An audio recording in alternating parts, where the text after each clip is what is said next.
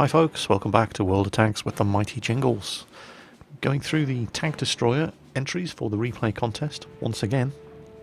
And this roundup consists of the first couple of games that I've weeded from the list, the current list of 32 potential winners.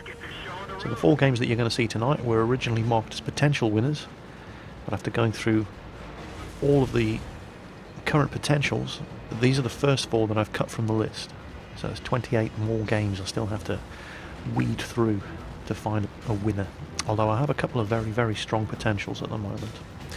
But enough of that. This is Spoink 1337 and his M18 Hellcat in a Tier 6 game on Roundup. Having fun with physics, as you can see. I didn't even know you could get up here.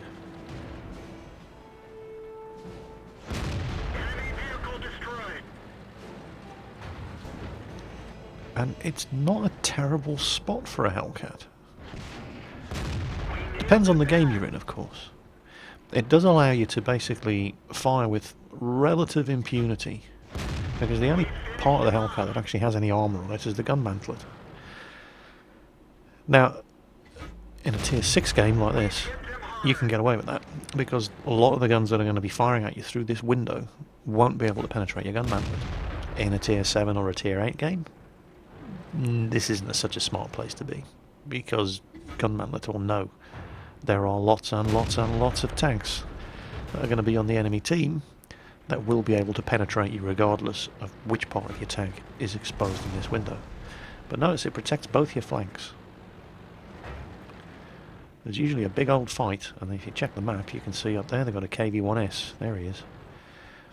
Now this isn't a bad spot for providing cover and fire on the road that leads up to the crossroads and the little village up there too, because when you're shooting through the window your flank's protected by that broken wall, and you can always back off and take pot shots to the side. Looks like that one went right through.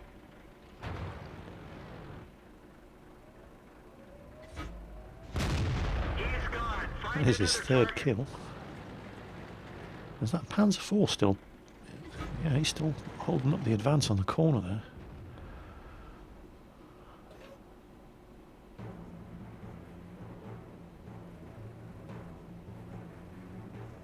It's an encounter battle, by the way, in case that wasn't obvious. Yeah, this Panzer IV ain't dumb. He's not going to expose himself to... Oh, where's that KV-1 going? Okay, if the KV-1's pulling back, that might encourage the Panzer IV to stick his nose out. Sucker! And there's another bounce. Probably the Panzer IV. Well, he knows one more hit and he's dead, so he's probably not going to be too keen on testing our patience. Now it's all gone very, very quiet up on that crossroads. Yep, no friendly tanks, and there's that KV-1S. But he ain't stupid, he's staying on the far side of the road on the low ground. There's about a foot at the top of his turret, it's all that we can actually shoot at here. And that is not a good shot, not at that distance, and the speed he's moving.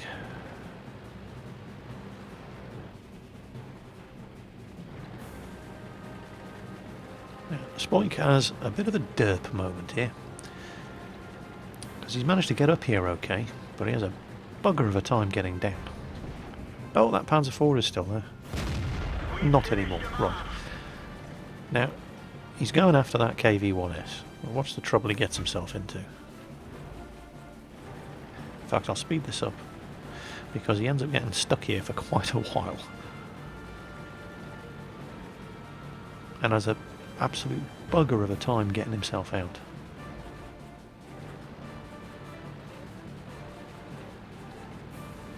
Meanwhile, look at the map. Now that is an interesting situation. We've got artillery being charged by a heavy tank. Yep, there we go. KV-1 just nailed our Su-26.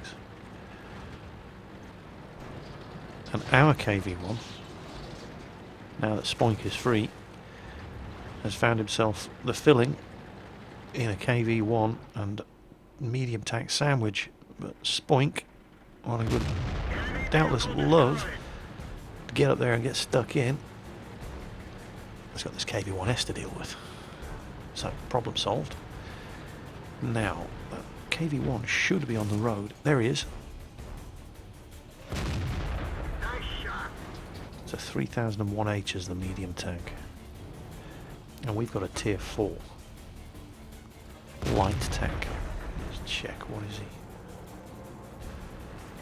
Oh, good God, an A20. An A20 with a kill. Well done to him.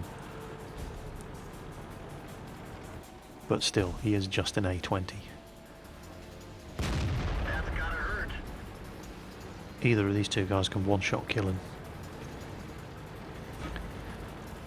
And they probably will. Well, where's that artillery? T3 artillery there with 2 kills. And there goes the A20. Kind of inevitable. But watch this. Yeah, Mr. 3001, you just block the KV-1's line of fire. Thanks very much. Now the KV-1, who could have been firing at Spoink at the same time as the 3001H, now has to lumber his way around him.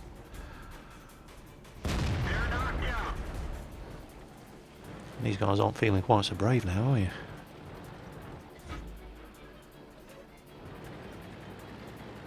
Okay, they've broken contact. Both disappeared off each other's radar. Could be going around. Nope. Boom. Okay, now artillery will know where he is for the moment.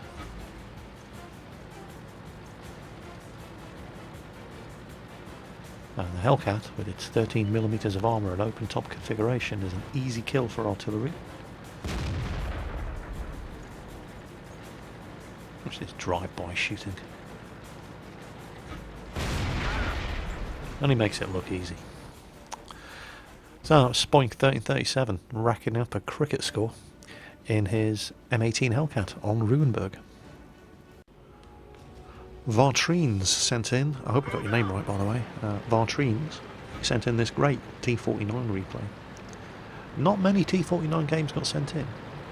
By far the M18 Hellcat was the most popular machine submitted.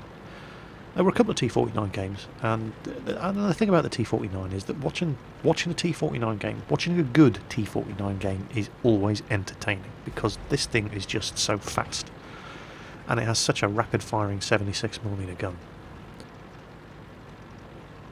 And this was one of those good T49 games. Well, obviously it is, or I wouldn't be showing it to you. And this was another one. This was just one of those games where the player concerned runs up an incredible score. So it's a tier 5 game on Prokhorovka, standard battle. None of that assault rubbish.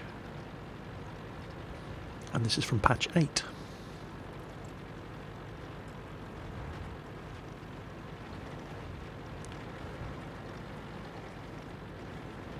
And there's nothing unusual about this match. Doesn't mean it's a bad match, it's just your standard good tank destroyer doing what good tank destroyers can and should be doing.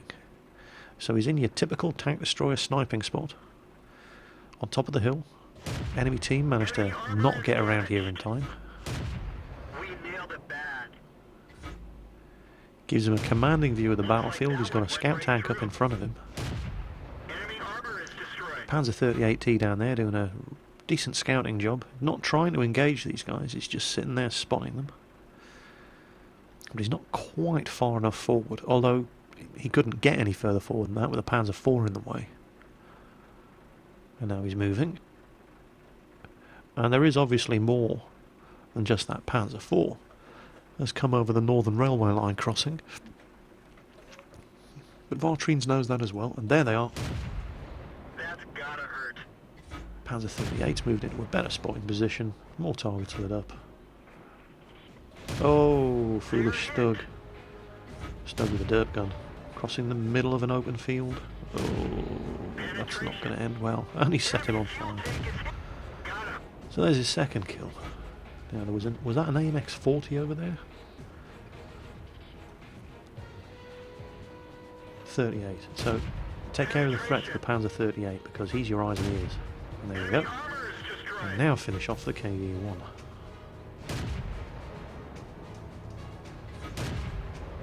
And he's gone. T1 heavy, trying to make a break over the lines. Now at this sort of range, 577 metres, Vartrines is actually getting very, very lucky here. Penetration. Oh crap, our scout's dead. And I'm not lucky in that he's hitting him, lucky in that he's penetrating him. Penetration falls off rapidly after 100 metres with these guns. But of course now the T1 Heavy is sideways on, showing his weakest armour. Now we just need to see him and we can have him. And we've got two mediums in the village.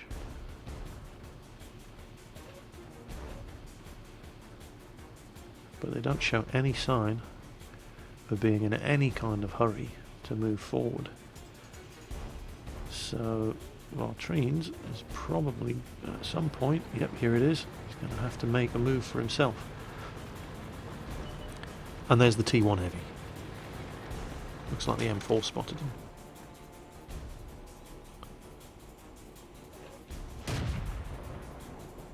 And now he's screwed. Tracked sideways onto a T49. Two more shots at the most, and he's brown bread. Now there we go. 5 kills. Still plenty of enemy tanks left.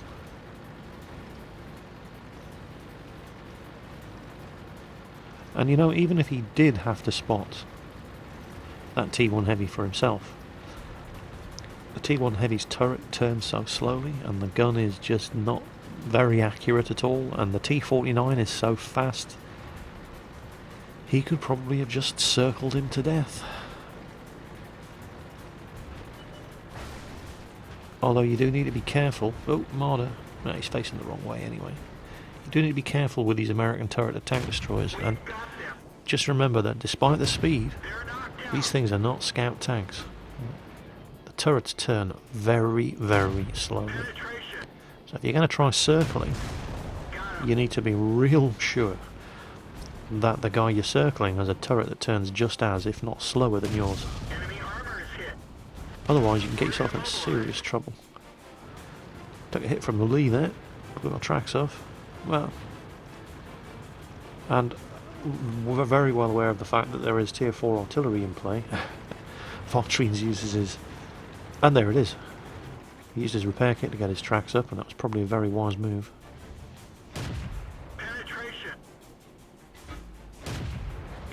Gotcha. There's 8 kills. What have they got left? 1 tier 5 medium and 2 Stugs. Well, any one of which could be very, very dangerous. What is that tier 5 medium anyway? Is that a Sherman? Hard to tell. I don't know, what makes it easy to tell? Yep, it's an M4 Sherman. And we have no idea where any of these guys are. Oh, there's one of the Stugs.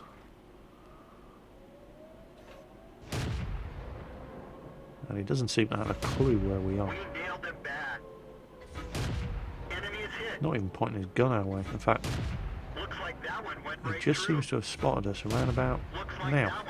Because he stops. Too slow, little Stug. Too slow for this T49. And now we've only got 1 round of arm piercing left. He's expended some ammunition in this game. 9 kills.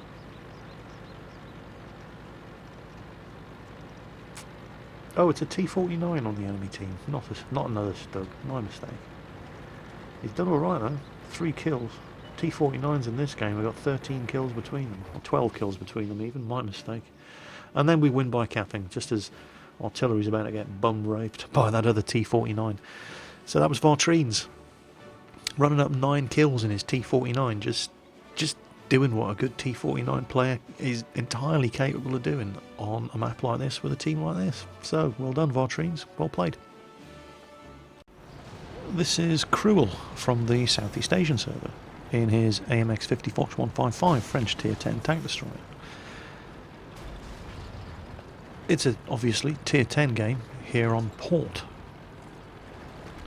And the reason I wanted to include this one in the replay roundup was I have never seen a game where a player gets so much bad luck and so much good luck at the same time.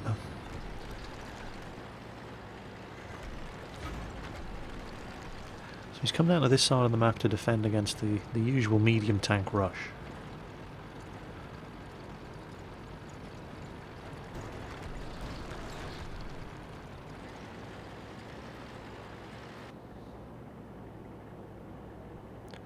Now there's a bit more support arrived, but have a look at everything down here, with the exception of that E75. And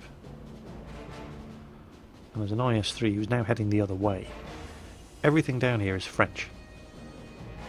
You've got Batchat, AMX 1375, there's an AMX 5100 there too, and there's Cruel in his Foch.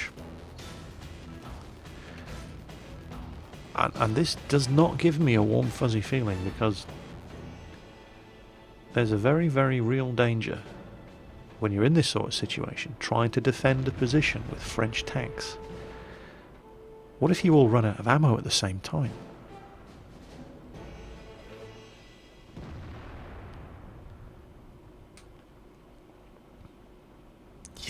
Yeah, imagine that.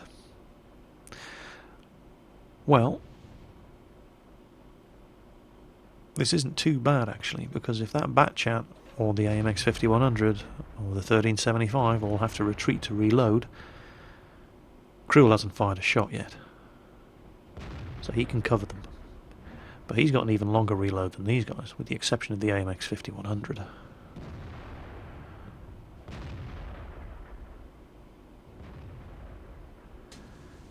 And check the map out, that's a lot of enemy tanks. 6 that we can see.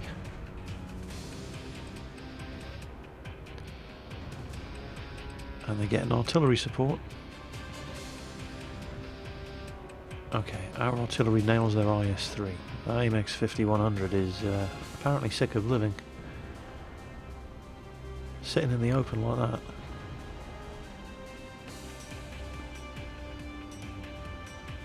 And here they come.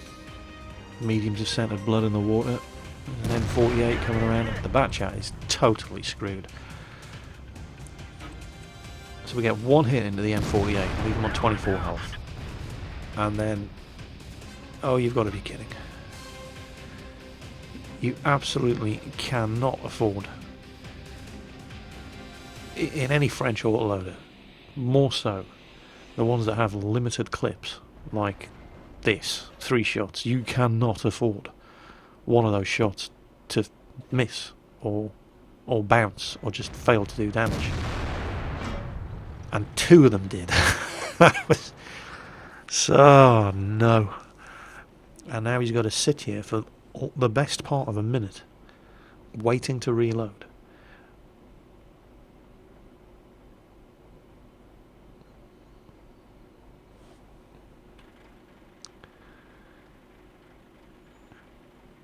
Come on. Halfway there.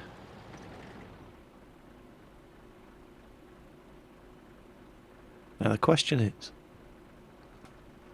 do they know where he is? Yes, they do. And he's still got a few seconds, and there's one.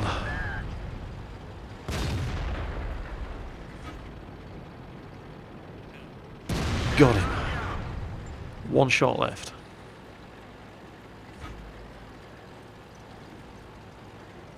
You're going to use it, or are you going to reload now?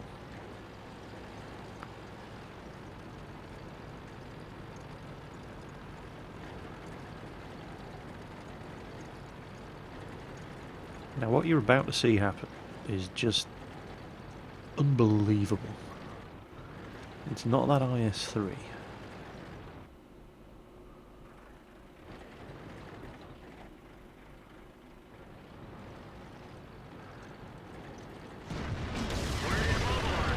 So he's just been hit by artillery and had both of his tracks blown off, sideways on next to a T-30.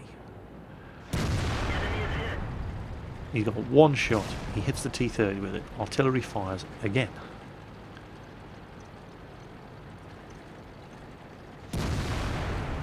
T-30 misses. artillery fires, blows both his tracks off again. Second artillery fires again, damages him, destroys his observation points. Now there's an IS-3 here with him, and he's still a good 18 seconds away from being loaded. E-75 nails the T-30, artillery fires again. He's lost his commander. Notice him waggling the tank there, trying to increase the armour and the chances of a bounce, and it saved him from the IS-3, and now he's loaded, and that IS-3 is so incredibly screwed. Keep moving, keep moving, keep moving, keep moving. Goes for the reload. Backwards, forwards, don't stay in one spot, because artillery hasn't finished with you, and he's on 85 health. Wow, that was amazing. I don't think I've ever seen quite so much good luck and bad luck in such a short period of time in any replay I've ever watched. But he ain't done yet.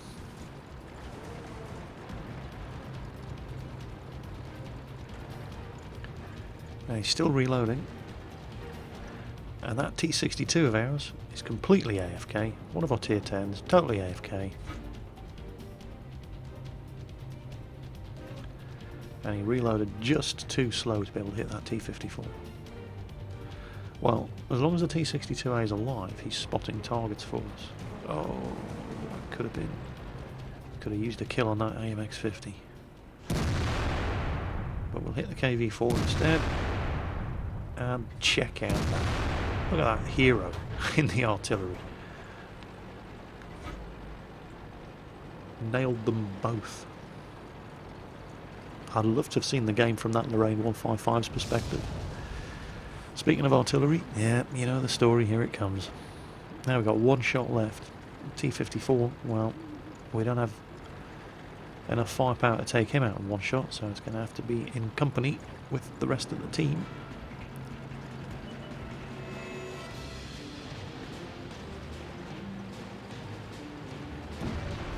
But aware at all times, artillery is watching, and no damage. Blew his tracks off.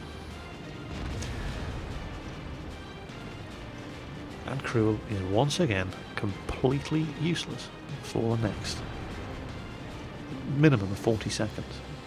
I know it used to be a 40-second reload on this gun. I'm pretty sure it got nerfed, and it's now even longer. So he's hiding from artillery, and I'm damn sure I would be too. Ah, Lorraine 155's nailed.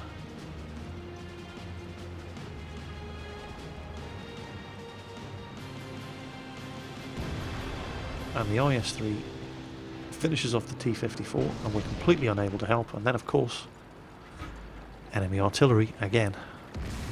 This match was just dominated by the artillery. Look at this. There were some exceptionally good artillery players on both teams. Okay, we're finally loaded. And that Lerva is going to nail... Yeah, there he goes. Oh, no! M12 finished the Lerva off, but 254 health. Enemy art, he knows where he is. Well, yeah, I did say, some exceptionally good artillery players on both teams.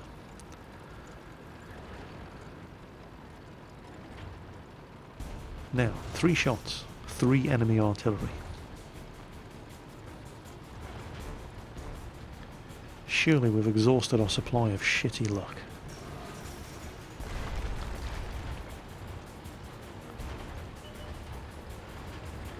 Oh, Lorraine 155. He fires. The shot actually hits the bridge.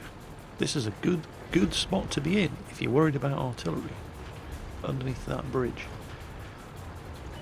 And then, oh, hello, speaking of artillery, finally a bit of good luck. But remember, he's not the only one. That's the M12. Where's the Frenchie?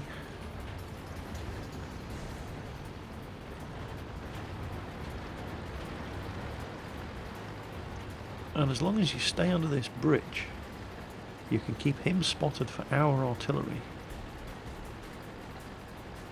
And you're safe from their artillery fire. Oh crap. That M12, however, is also doing some spotting of his own. And between himself and the enemy Lorraine, they've nailed all the rest of our artillery. And that Lorraine is still trying to kill us. We're now down to 17 health. 2 shots left. 2 is all it should take.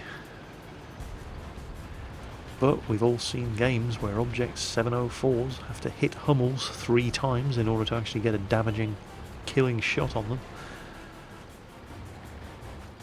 And this is bad. Where is that Lorraine? Oh, there we go. Okay, the Lorraine is capping. So we know where the Lorraine is. We know where the M12 is.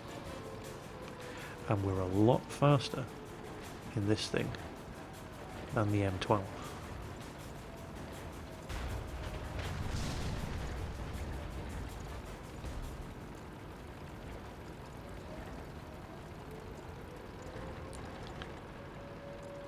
Lorraine's going to have a hard time, even if they know exactly where we are. And at this point they probably don't. We've just lost each other on radar.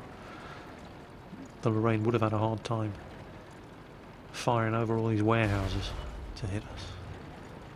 And we've been spotted again. And oh, there he is. He's coming back. The sneaky little bugger.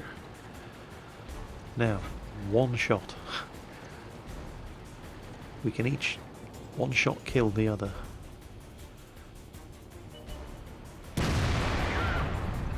Luckily, we have a much faster aiming time than M12 artillery.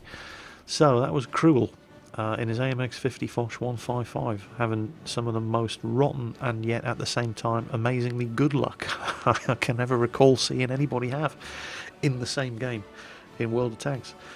So thanks for sending that one in. Kept me on the edge of my seat at several points. Very entertaining game. Final replay in this roundup is Big Dog in his Jagdtiger. Now, Big Dog sent a number of replays in a lot of different categories, and if there was one thing that he had in common amongst all of the replays that he sent in, is that it didn't matter what he was driving. He's a fucking psycho. He is one of the most aggressive players I have ever seen, and it's hilarious to watch. Regardless of what tank he's driving, he just goes mental. Charges. Guns blazing. It doesn't matter whether he's in a tank destroyer, light tank, heavy tank, medium tank, you know, he just kills things. Look at this target. He's been hit 3 times in very short succession. And you wait to bounce a shot off the Jagdtiger before trying to make your escape. Yeah. Anyway. So there's our first kill. And, I mean, watching a tank destroyer do what a tank destroyer does is entertaining in its own way, but it's usually not that exciting. It's not as boring as watching most artillery replays, most well-played artillery replays. Oh, SU-152. Take care of him next.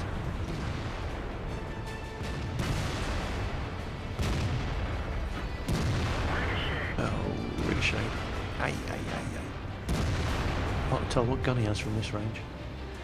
Although, judging by all the bounces he's had, it's been able to tell. Where was I? Oh yes, tank destroyer replays. A well-hidden tank destroyer with a competent team can be one of the most boring replays you could ever hope to watch. You stay hidden and you just fire as the targets pop up, as your team illuminates them, and it's great, you know, it's well played, but it's not exciting to watch. Yeah, Big Dog doesn't do any of that shit. You'd think he was driving a medium tank. Ramming speed.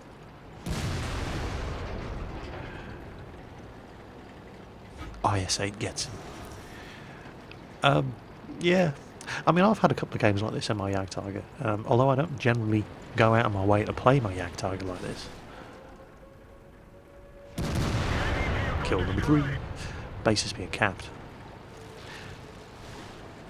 Yeah, I don't generally go out my way to play my Jagdtiger like this, although in the right circumstances you absolutely definitely can. And this is the right circumstances. But I just get the impression from watching all the replays that he sent in that Big Dog is this mad in everything that he plays. He just doesn't give a shit.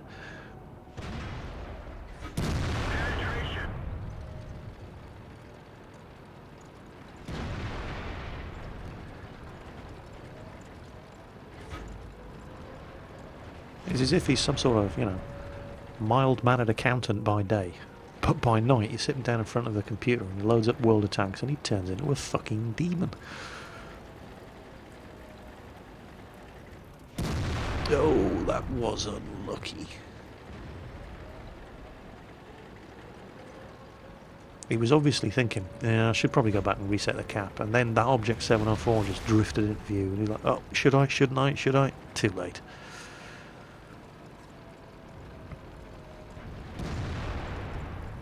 Come on, Big Dog. More kills to be had. You can get that 704 later.